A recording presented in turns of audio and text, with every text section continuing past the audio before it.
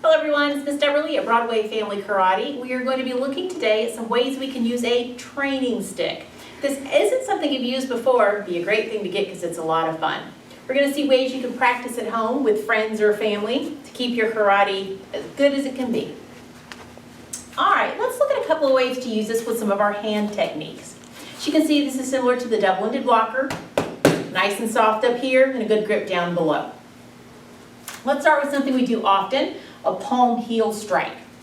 For the palm heel strike, we're just putting it out straight. We're starting in our wedge guard. Go. Go. Go. Go. Good target, moves just enough, no danger to yourself in holding. Again, keep it out nice and straight. Let's go ahead and look at an elbow strike. We've been doing lots of those lately. Again, if you'll get into a wedge guard. For the elbow strike, we're going to want to hold it straight and hold it out at arm's distance. You'll want to be careful with this one because depending on which your elbow you're using, it'll either go away or back towards you.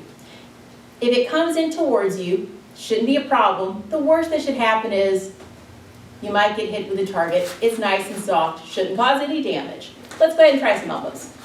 Go. Good. Go. Go. Go. Nice. Very effective. We're going to look at using this for a block as well. We're going to do an outer forearm block. For this one, you can hold it out pretty much at a diagonal, away from your body. It's nice and easy to knock away. Go. Go. Go.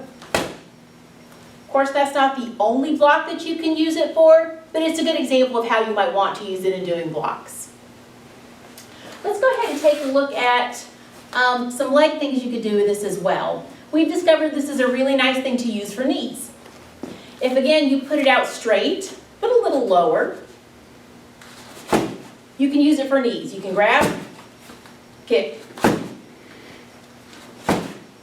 Good, thank you. You can also use this for some kick practice, but the knees seem to be the best leg technique way to do this. Let's go ahead and take a look at something that's really fun to do with this as well. Something we call block, duck, dodge, jump.